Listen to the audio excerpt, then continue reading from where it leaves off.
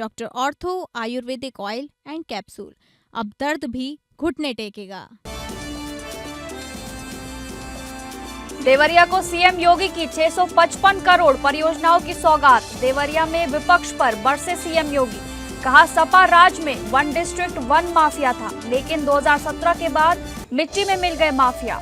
महिला सुरक्षा को लेकर भी मुख्यमंत्री योगी ने दिया कड़ा संदेश।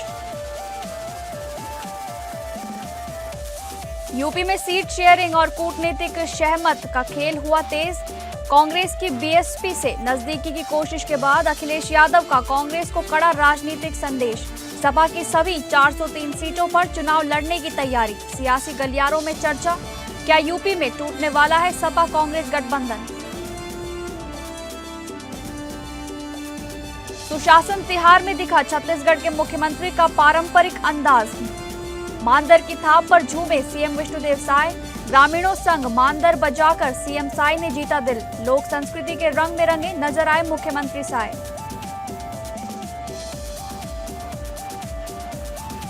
इंदौर हाईकोर्ट के ऐतिहासिक फैसले के बाद बोधशाला में हुआ महाआरती का आयोजन। बोधशाला में 721 साल बाद शुक्रवार हुआ पूजा संपन्न। किसी तरह की अनहोनी को लेकर प्रशासन रहा अलर्ट। पूरे शहर में लगभग 1500 जवानों के सशस्त्र बल रहे तैनात।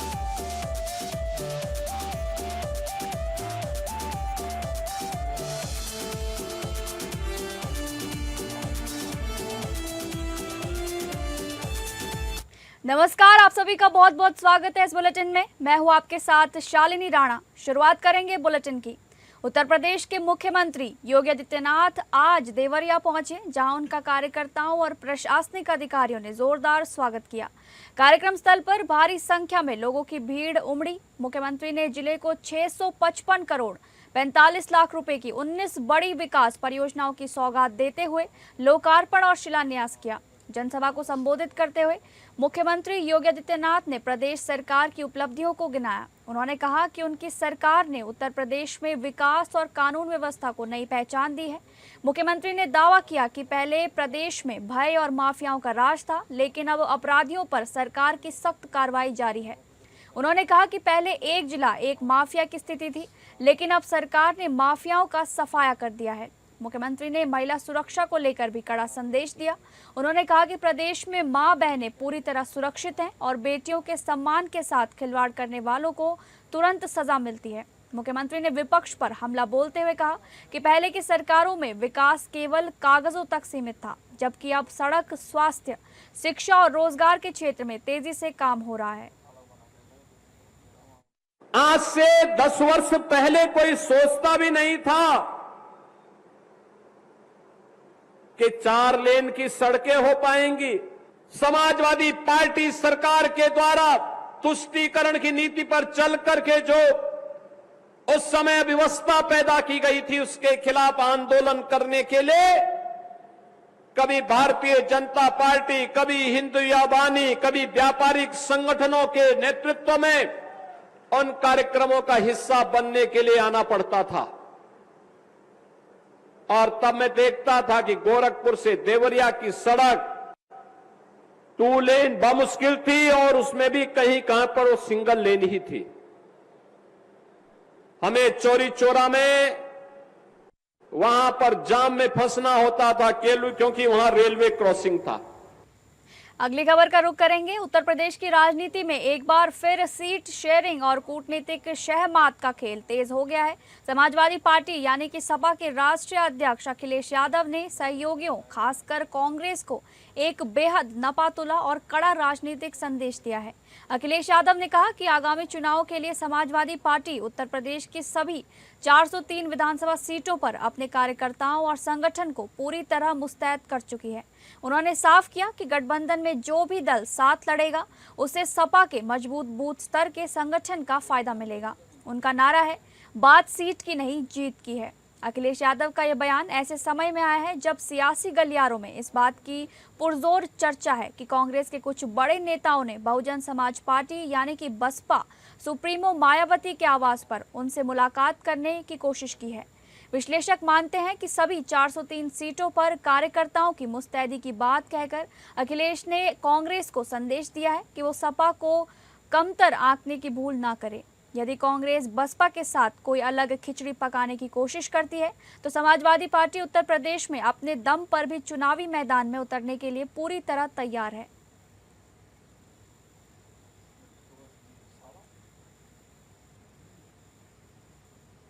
अगली खबर, चंपावत के सीमांत और दूरस्थ क्षेत्रों में पेयजल संकट से जूझ रहे ग्रामीणों के लिए एक बड़ी राहत की खबर सामने आई है।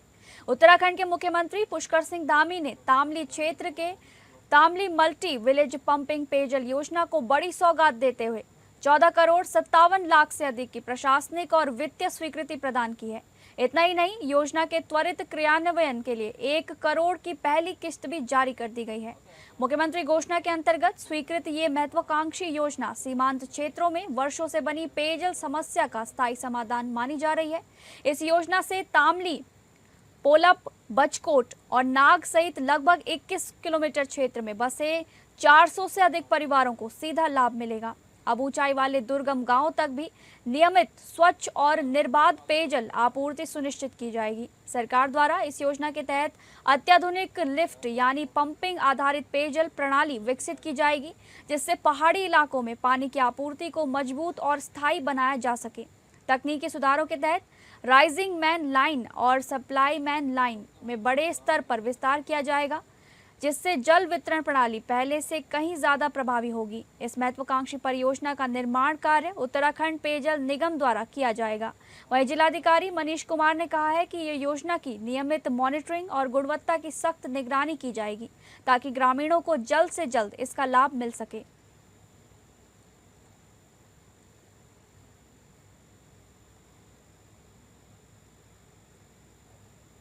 अगली खबर, झारखंड में क्षेत्रीय भाषा भोजपुरी, मगही और अंगिका भाषा को जेटेट परीक्षा में शामिल करने के लिए बनी मंत्रियों की समिति की आज दूसरी बैठक की तय हुई है।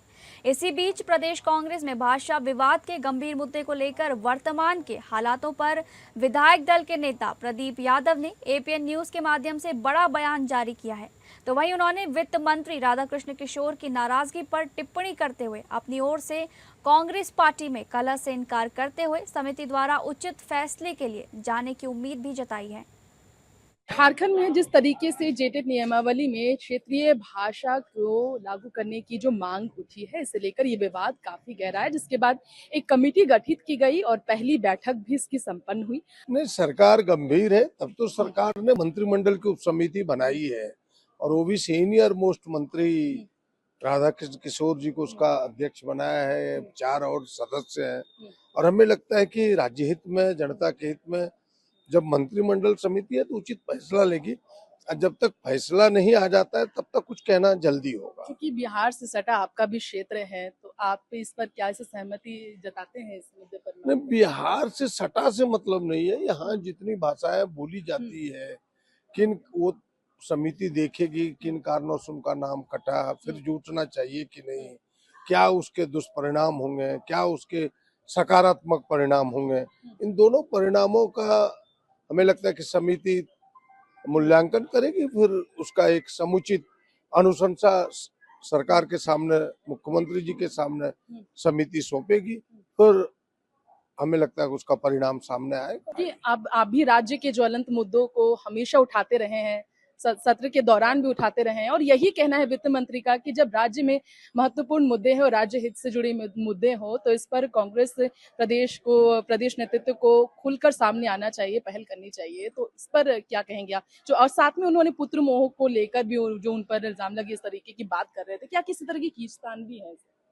नहीं, हम इसे नहीं मानते। सब लोग लोकतांत्रिक, कांग्रेस पार्टी थोड़ी ज्यादा लोकतांत्रिक है। हम तानाशाह के रूप में, हिटलर शाही के रूप में इस पार्टी को नहीं चलाते हमारे शीर्ष नेता, इसलिए थोड़ा खुलापन है तो कुछ बातें सामने आ जाती है, उसी का एक छोटा सा हिस्सा है। हम इससे ज्यादा कुछ नहीं मानते। बस आपको एक ही बात कहेंगे आपके माध्यम से कि भाई यह समिति बनी है, समिति दूसरी बैठक होगी तब फिर परिणाम सामने आएगा। चलिए, बहुत बहुत शुक्रिया। तो आपने सुना, दूसरी बैठक होगी तो परिणाम सबके सामने आएगा, ऐसा कहना है कांग्रेस विधायक दल के नेता और विधायक प्रदीप यादव का। साथ ही उन्होंने कांग्रेस में खींचतान के मुद्दे पर भी देखा जाए तो दो टूक बयान भी दिया है। देखने वाली बात होगी कांग्रेस में जो तमाम मुद्दों को लेकर समय समय पर कहीं ना कहीं अलग विचारें अंदर ही अंदर सामने आ रही है। किस तरीके से कांग्रेस में जो गुटों में जो कहीं ना कहीं नाराजगी है इसे गलत साबित करता है। फिलहाल हमारे सहयोगी दीपक के साथ एपीएन न्यूज से मैं राजेश, नमस्कार। अगली खबर का रुख करेंगे, जहां छत्तीसगढ़ के मुख्यमंत्री विष्णुदेव साय सुशासन त्योहार के दौरान बेहद सहज और पारंपरिक अंदाज में नजर आए। राज्य के दूरस्थ ग्रामीण क्षेत्रों में आयोजित कार्यक्रम में उन्होंने स्थानीय कलाकारों और ग्रामीणों के साथ मांदर की थाप पर जमकर कदम ताल की। मुख्यमंत्री का यह आत्मीय रूप वहां मौजूद लोगों के बीच आकर्षण का केंद्र बना रहा। कार्यक्रम के दौरान सीएम साय ने न केवल पारंपरिक नृत्य में हिस्सा लिया, बल्कि मांदर बजाकर स्थानीय संस्कृति से अपने जुड़ाव को भी प्रदर्शित किया। ग्रामीणों और जनजातीय समुदाय के लोगों के साथ उनका संवाद काफी आत्मीय रहा। इस दौरान उन्होंने लोगों से सीधे बातचीत कर सरकारी योजनाओं और सुविधाओं की जमीनी हकीकत का फीडबैक भी लिया। सुशासन त्योहार के जरिए मुख्यमंत्री ने एक बार फिर राज्य की समृद्ध जनजातीय संस्कृति, लोक कला और परंपराओं के संरक्षण एवं सम्मान का संदेश दिया। स्थानीय कलाकारों के साथ घुल मिलकर नजर आए सीएम साय का ये अंदाज लोगों को काफी पसंद आया और कार्यक्रम में उत्साह का माहौल बना रहा।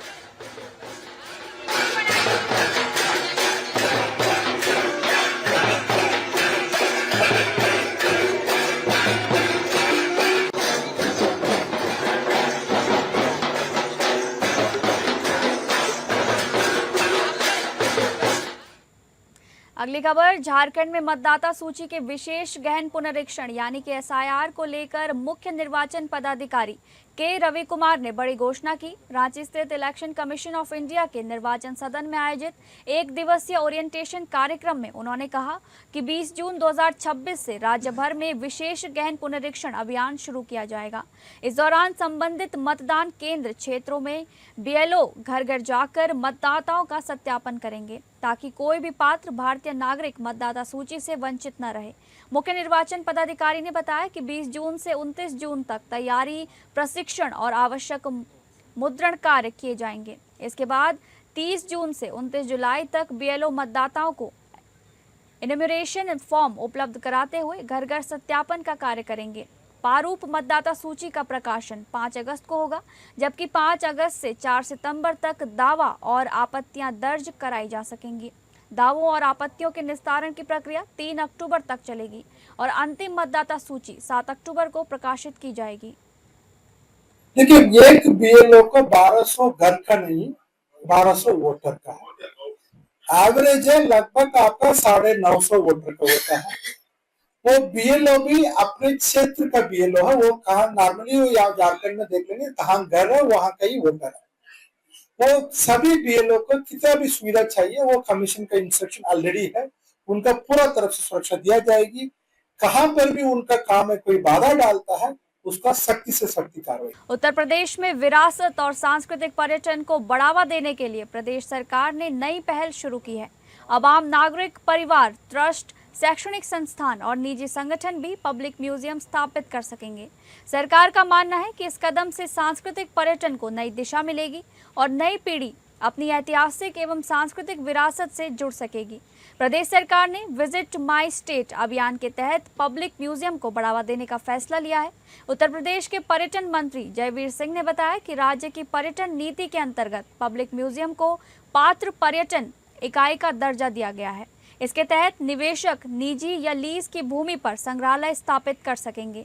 न्यूनतम 5000 वर्ग फीट प्रदर्शनी क्षेत्र और पार्किंग जैसी सुविधाओं वाले प्रोजेक्ट्स को सरकार की ओर से सब्सिडी और पर्यटन प्रचार का लाभ भी मिलेगा। पर्यटन मंत्री ने कहा कि प्रदेश के कई परिवारों, संस्थानों और समुदायों के पास साहित्य, अध्यात्म, लोक परंपराओं, स्वतंत्रता आंदोलन और क्षेत्रीय इतिहास से जुड़ी दुर्लभ धरोहरें मौजूद हैं। इनमें ऐतिहासिक वस्तुएं, पांडुलिपियां, दुर्लभ तस्वीरें, पारंपरिक कलाकृतियां और अभिलेख शामिल हैं। अब इन संग्रहों को पब्लिक म्यूजियम के माध्यम से आम जनता और पर्यटकों के लिए प्रदर्शित किया जा सकेगा, जिससे प्रदेश की सांस्कृतिक पहचान को और मजबूती मिलेगी। उत्तर प्रदेश की धरती अपना इतिहास को सजे हुए, विरासत और धरोहरों को सजोने वाली धरती है, जहां विविधताओं से भरा हुआ उत्तर प्रदेश, अपनी धार्मिक आध्यात्मिक संस्कृति वाला उत्तर प्रदेश, और ऐसे उत्तर प्रदेश में अब हम पर्यटन की दृष्टि से केवल मंदिरों, स्मारकों और पारंपरिक स्थलों तक सीमित नहीं रहेंगे, बल्कि पर्यटन और संस्कृति विभाग लोगों को अपनी विरासत, पारिवारिक इतिहास, लोक परंपराएं और सांस्कृतिक स्मृतियों का भी पर्यटन में दिखाई पड़ेगा। इसी उद्देश्य से पर्यटन नीति 2022 हम लोगों ने इंट्रोड्यूस की, जिसमें पब्लिक म्यूजियम मॉडल को भी आगे बढ़ाने का काम किया गया है। अगली खबर का रुख करेंगे। सहारनपुर में समाजवादी पार्टी के सांसद इकरा हसन समेत 8 नामजद और कुल 25 लोगों के खिलाफ मुकदमा दर्ज किया गया है। मामला 19 मई को उप महानिरीक्षक कार्यालय के सामने रास्ता अवरुद्ध कर जाम लगाने और पुलिस के सरकारी कार्य में बाधा डालने से जुड़ा बताया जा रहा है। इस कार्रवाई के बाद राजनीतिक हलकों में चर्चा तेज हो गई है। आरोप है कि प्रदर्शन के दौरान सरकारी कार्य में बाधा उत्पन्न हुई और यातायात प्रभावित हुआ। इस मामले को लेकर समाजवादी पार्टी की राजनीति में नई हलचल की संभावना जताई जा रही है। पुलिस पूरे मामले की जांच में जुटी है और घटना से जुड़े अन्य लोगों की भूमिका की भी पड़ताल की जा रही है। वहीं मुकदमा दर्ज होने के बाद राजनीतिक प्रतिक्रियाओं का दौर भी शुरू हो गया है। भैया, हम गए थे डीआईजी साहब के पास। एक जो कार्रवाई दसाला में हुई है, जो माँ हैं वो लगातार ये कह रही हैं कि उनको इंसाफ नहीं मिला है। इंसाफ की गुहार को लेकर हम डीआईजी साहब के पास आए थे। जो माता जी हैं मोनू कश्यप की, उन्होंने अपना पक्ष रखा, अपनी बात रखी। डीआईजी साहब जिन्होंने पहले से ही उन्हें सारी चीज़ों को मना कर दिया, माँ की बात को सुनने से मना कर दिया, उन्होंने उस गरीब मजलूम बूढ़ी माता को कहा कि आप जाइए यहाँ से। मैं उनके साथ गई थी, मुझसे वो बर्दाश्त नहीं हुआ और फिर डीआईजी साहब वहाँ से खुद उठकर चले गए। तो हम बाहर आए, हम बाहर आकर दोबारा एक एप्लीकेशन बनाने की योजना में थे, बात कर रहे थे। तो ये सब हम पे चढ़े पुलिस वाले कि यहाँ पे हंगामा मत कीजिए। हम पार्किंग में थे, हम सड़क पे नहीं थे। रिकॉर्डिंग हमारे पास भी है, सड़क लगातार चलती रही है। अगली खबर, मध्य प्रदेश के धार स्थित ऐतिहासिक भोजशाला को लेकर एक बार फिर माहौल गर्मा गया। इंदौर हाईकोर्ट के ऐतिहासिक फैसले के बाद भोजशाला में हिंदू संगठनों ने आज महाआरती की।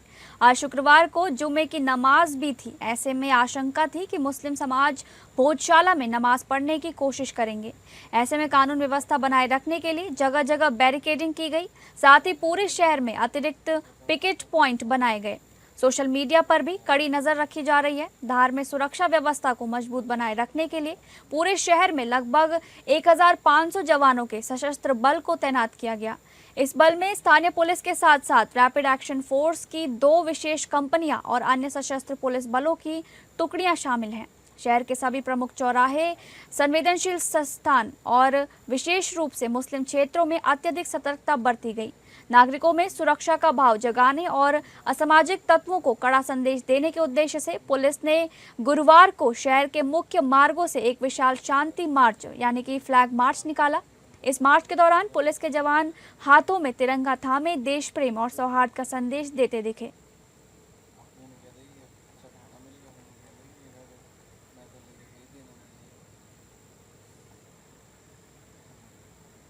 अगली खबर का रुख करेंगे। हावड़ा बड़बिल जनशताब्दी एक्सप्रेस में सफर के दौरान इंसानियत को झकझोर देने वाली एक सनसनीखेज घटना सामने आई। चक्रधर रेल मंडल के अंतर्गत राज खरसावा और महाली मरूप स्टेशन के बीच एक महिला पर अपने 1.5 माह के मासूम बच्चे को चलती ट्रेन से बाहर फेंकने का आरोप लगा। घटना के बाद रेलवे ट्रैक किनारे बच्चे का शव बरामद होने से इलाके में सनसनी फैल गई। प्रत्यक्षदर्शियों के मुताबिक महिला ने अचानक मासूम को ट्रेन की खिड़की से बाहर फेंक दिया। इतना ही नहीं, वो अपने करीब 3 साल के दूसरे बच्चे को भी बाहर फेंकने की कोशिश कर रही थी। हालांकि ट्रेन में मौजूद यात्रियों ने साहस दिखाते हुए बच्चे को बचा लिया। इसके बाद यात्रियों ने आरोपी महिला और उसके पति को पकड़कर आरपीएफ के हवाले कर दिया। जानकारी के अनुसार आरोपी महिला मुद्रावती गोप झारखंड के पश्चिम सिंहभूम जिले के मझगांव क्षेत्र की रहने वाली है, जबकि उसका पति शहबुद्दीन पश्चिम बंगाल का निवासी बताया जा रहा है।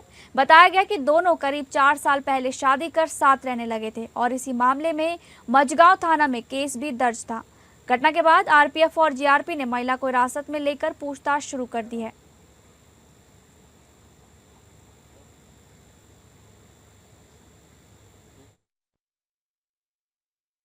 हाँ, तो वहाँ से खाली गाड़ी जस्ट छोड़े हैं। मालीमुरू से। हाँ, हम उसको वहाँ का आदमी को पूछा कि माझगांव कितना दूर में है, ये बोला स्टॉप जो रुकेगा भी माझगांव है, चाय बसा है। तो हम सामान पत्र ले जाके गेट में रख रहे थे कि बड़ा बैग है, हाँ, तो बच्चा भी है, कैसे पकड़ेंगे, वो भी पगलाऊ कर रहे हैं। तो उसको बच्चा तो दिया खाली हम, इसको पकड़ो, इसको दूध पिलाओ, बच्चा रो रहा है। बैग यहाँ से वहाँ तक होगा, गेट से मेरा सीट, वहाँ खाली बैग रख के आया, बच्चा तक उससे पहले फेंक दिया, बच्चा फेंक दिया, खिड़की से फेंक दिया बच्चा। कितना छोटा बच्चा था? 1.5 साल का है। 4 तारीख को, अगले महीने 4 तारीख 3:30 बजे 3:15 को हुआ था, शनिचर को हुआ था। अगली खबर का रुख करेंगे। पुलवामा अटैक का मास्टरमाइंड हमजा बुरहान आखिरकार मारा गया। पाकिस्तान के रहने वाले हमजा बुरहान को बाइक सवार अज्ञात हमलावरों ने धुरंधर स्टाइल में गोलियों से भून डाला। हमजा बुरहान अलबदर का कमांडर था। जम्मू कश्मीर में हुए कई आतंकी हमलों में इसका हाथ रहा है, जिसके साथ असली नाम अर्जुमंद गुलजार डार है। बताया जा रहा है कि हमजा बुरहान को पीओके के मुजफ्फराबाद में दफ्तर के सामने गोली मार दी गई। वो बाहर निकल रहा था, तभी बाहर आए अज्ञात हमलावरों ने उसे गोलियों से भून डाला। पीओके में अल बद्र आतंकी संगठन से जुड़े व्हाइट कॉलर इस्लामिस्ट कहे जाने वाले आतंकी और पेशे से डॉक्टर अर्जुमंद डार उर्फ हमजा बुरहान को आतंकी अगला हाफिज सईद तक बताते थे। 14 फरवरी 2019 में पुलवामा में हमला हुआ था, जिसमें सीआरपीएफ के 14 जवान शहीद हो गए थे। एनआईए की जांच में हमजा बुरहान को इस आतंकी हमले का मास्टरमाइंड माना गया था। पाकिस्तान में बैठकर बुरहान हमला जम्मू कश्मीर में कई हमलों को अंजाम दे चुका था।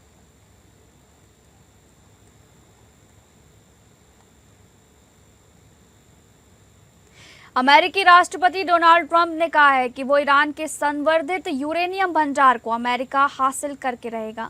व्हाइट हाउस में पत्रकारों से बात करते हुए ट्रंप ने कहा कि हम इसे ईरान के पास नहीं रहने देंगे। इस दौरान उन्होंने कब्जे में लेने के बाद यूरेनियम को नष्ट करने का संकेत दिया। अमेरिका और ईरान के बीच शांति वार्ता में तेहरान का यूरेनियम भंडार एक प्रमुख मुद्दा है। ईरान ने कहा है कि वो अमेरिका को अपना यूरेनियम नहीं सौंपेगा। माना जाता है कि ईरान के पास लगभग 400 किलोग्राम से ज़्यादा यूरेनियम है, जो 60% तक संवर्धित है। ट्रंप का कहना है कि लगभग 1 साल पहले जून 2025 में अमेरिका और इजराइल के ईरानी परमाणु सुविधाओं पर हवाई हमलों के दौरान ज़मीन में दब गया था। इस यूरेनियम को हासिल करने ट्रंप के ईरान युद्ध का मुख्य उद्देश्य है। इसका मकसद तेहरान को परमाणु हथियार विकसित करने से रोकना है।